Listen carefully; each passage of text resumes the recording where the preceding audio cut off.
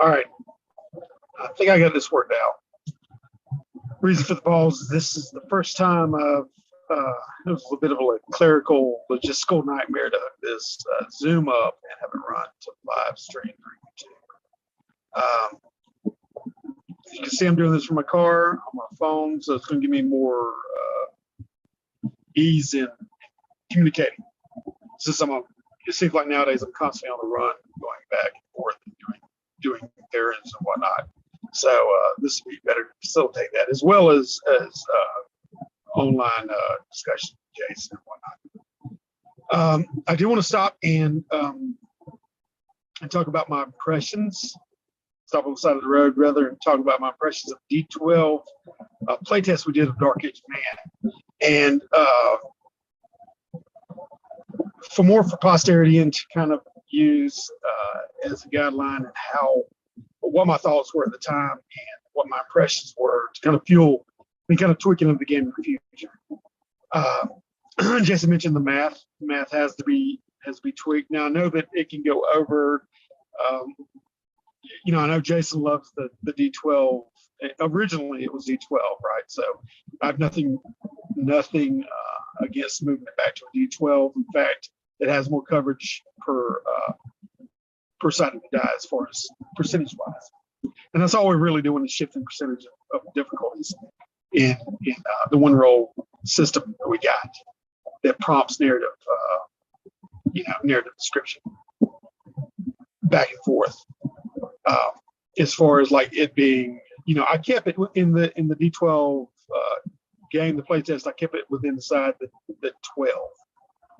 And it can work within the bounds of that too, but I wanted to see exactly how the extremes would be. And from one extreme, I had Jason's character crawling in the mud, being pitchforked to death, and Jordan's character striding through, having success after success, opponents to where he was building momentum, and finally reaching a crescendo action. And it can, just as in life, it can be that way. You can have a run of good luck or a run of bad luck. I do know that even before the game, I knew that we could add on top of that. If we want to say 9 possible or go up to 19, I believe, or what benefits or what modifiers you have to your character, you can still roll it up to target difficulties being up to 19, I believe. It's not going to be very hard to redo the math and to kind of restructure it so it does that. This, I kept it in the range of 12 because it's average acceptability and competence, what somebody would approach it by. But if you got characters that are more competent in certain areas, that what might be nigh impossible, it's all relative. Just one person is not but difficult to the other. And granted, like I'm saying, when you're shifting that, it could go from any number being from difficult to nigh impossible according to the competency of the player when they and such is life. But I mean, us sitting down and grinding it out, working it that way is going to be important. That's nothing but math. We'll work that out. But as far as the playtest, I stuck within that bounded 12. I didn't move up, but we discussed beforehand about the possibility of it. Now, one thing I want to do with Dark Age Man and Jason 2 is, making it more readily available to play different character archetypes. The hobby is so centralized with a lot of games that have combat-centric focused characters, and everybody loves when combat comes into play, and then you can get to act that out and play that out. But we want to have it to more where you can, if you want to play a merchant, barter for goods or trade, or you can be a priest and work from that aspect, or you can go to be a nobleman, and speak on behalf of your people to try to broker deals and whatnot. So there has to be an enjoyment level and possibility of all different type of play. And what was so compelling to me when Jason, his world of England, Dredgewater, which is a perfect starting place. genesis for your characters to go out of just in a base play, as far as represented in what we offer in the initial game. That's great. And during that period of history, you've got, when Rome retreated from England, historically, there was a vacuum there. There was a lot of, I don't want to say tribal, but a lot of petty nobles fighting over the land, as well as paganistic, aspects and Celtics and the Sea Peoples around. So it was a hotbed for a lot of activities, a lot of interesting things can provide for gameplay. That's why I was speaking with Jason about maybe we can do some kind of an appendix of where you can kind of bone up or beef up on that period of history, because it really is a period that can evoke and incite creative, imaginative play and interesting play. And even the Roman ruins, or anything like that, it's going to be left around for people to delve into it and find out what's going on, or commandeer it and provide a base out of, or any situation like that can happen. It's a really fertile time. So that is a great cornerstone for this system in the world to be built on. Whenever I was approaching this playtest, which is primarily the test D12, I'm always pushing boundaries of it myself and trying to think outside of where can it go next. And I know if you're going to come for the advantage of the Sea Peoples, which is representative of the Vikings, the Danes and Swedes and all that stuff, the Norse population that were raiding the coast and in general up into, sooner or later up into the island of England and the continent of Europe. You've got those aspects. See, it's the northern arc basically, and they covered from basically northern Canada all the way, Greenland, Iceland, England, all the way down through Constantinople, and even the continent themselves. So they were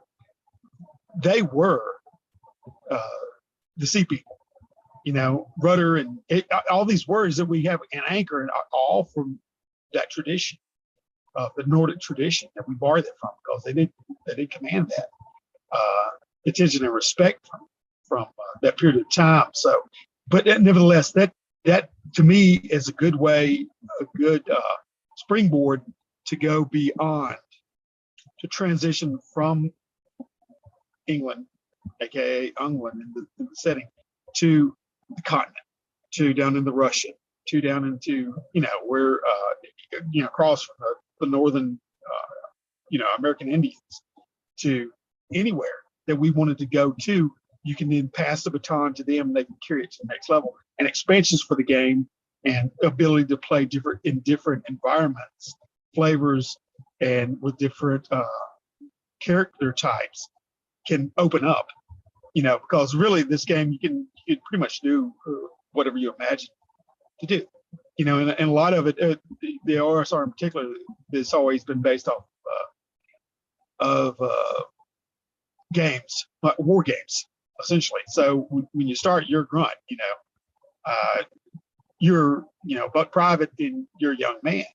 This one thing, and it's like it's always stuck with that concept that you're playing this young guy that eventually grows up. Well, a lot of times just to be a character, just having a character. I like to play. Perhaps I want to play an old man with a club foot that has to deal with this and that, but he's a noble. Just that kind of character you want to get into. No matter the age or no matter the ability or whatever, the impedance that is on that character, clubfoot, or maybe he's blind, or maybe something like that. You can embody that character and play that character in whatever way you like within that world. As long as it fits within the setting and in the lore and the history and the basic period setting. Now we don't naturally assume that everybody's going to be a scholar of this time period or whatnot. Even the art that we've got going into the book it ranges. it ranges, and that's purposeful because they could have a stylized view of what it is, and even intermix between maybe the high Middle Ages or the Renaissance or whatnot. Incorporating it as long as the table is having a good time, and the community there at the table have an understanding of what this world is, what the degree of magic that you have, or the degree of authentic period play or representation is there or not. It's still going to be a good time. Now, it is overall a low magic game, or it can be divorced, well, to some extent, lower down that. It has to work within the confines of what we have as far as priest and the, even on the other side of that, whenever you switch into the Vikings, you're going to have the paganistic versions of priest, and you have the skalds and the storytellers and whatnot, and the oracles, and you can go off and play from we say protagonist, but you can be the antagonist, as far as that goes. So really, the game allows you to branch off and play what you like, But we want to keep it to where it gives people the ability to play less combat centric characters, and lends more importance, or at least some degree of importance, more so to characters that aren't as focused on that. Now, it is a dangerous world, but there's reasons that other characters inhabit that world that aren't just men at arms, or women at arms for that matter. But there are, they have a place in society and the reasons for being there. They explore that. You got to give some power and recognition to why they're there, what they're doing. So a lot of what I remember, I'm trying to recall a couple of things that Jason said. I won't be able to recall it, because in part this is kind of a response to what he said, because I want to get a little bit in as far as my take on the game itself and what happened. Whenever I sat down, we were playing, and I like, for some reason, I take pride in just sitting down with a blank slate and going. Like Jason said before, it's not that we don't know what the world is and what's inhabited in it, in the traditional starting point for the characters. But I keep it blank. I don't know what is going on. The random seeds feed the plot points and the what's being dropped around the players that they can either engage in or just bypass at their leisure. And when I'm doing that, whenever I sat down at the table, I did like D2 through 12, and on one side of it, I put what can occur possibly at sea, because I knew that it was going to be a sea. So in my mind, it was starting point, on the long ship, and then the other part was on the land. So I'd roll the dice and find out wherever they were. That's what was happening. It could be a word as simple as archers when they're rowing. There was a line of archers. How did I bring that apart? And I said, this will be women bathing in the river, and then I incorporated in that. But everything was rolled at that time. Whenever army, they stay pretty centralized to that, because on the bell curve, it's less dangerous than on the end. Now, the army did appear at the last, which had, the situation where the Baron came out and out of the fortification, and they went at it. So that's there, and I love doing that. I love, like, it's folding those random seats into the play, and discovering what occurs and what happens. There's sometimes you may hold on to something or wait till it appears, but it's still in the back of your mind. You find that appropriate time when you walk into it, but it doesn't take too long before that happens. What's amazing to me, it builds itself organically into this story that you would have never have, conjured up on your own, sitting there. It's like, I don't need 2 weeks to come up with a game. I literally sat down in 5 minutes, went through that mist, bump, and we came up with a game and rolled. And it can be as enriching and as enthralling as any other game that is pre-planned for ages. Nothing against pre-planned games. I did it myself, made modules and whatnot, but it's good to know that there's a game out there that can provide that, whenever you need to sit down and play in just a moment, and you can roll with it. I think there's another aspect before I forget that I wanted to touch on, and I'm having trouble pulling it up right now. But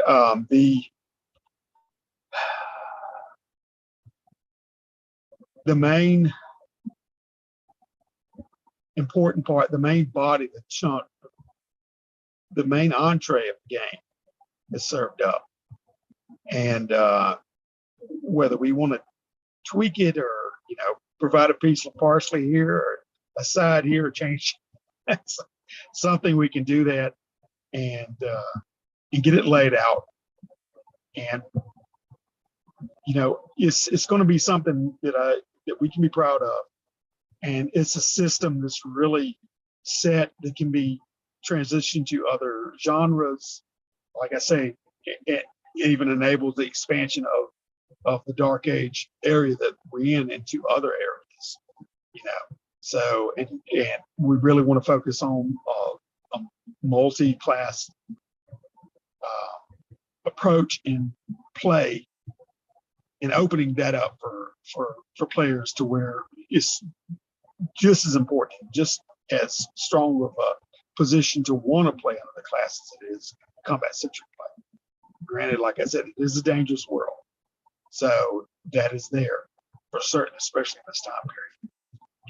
But I guess I'll let you go right now. That was some of the thoughts I had.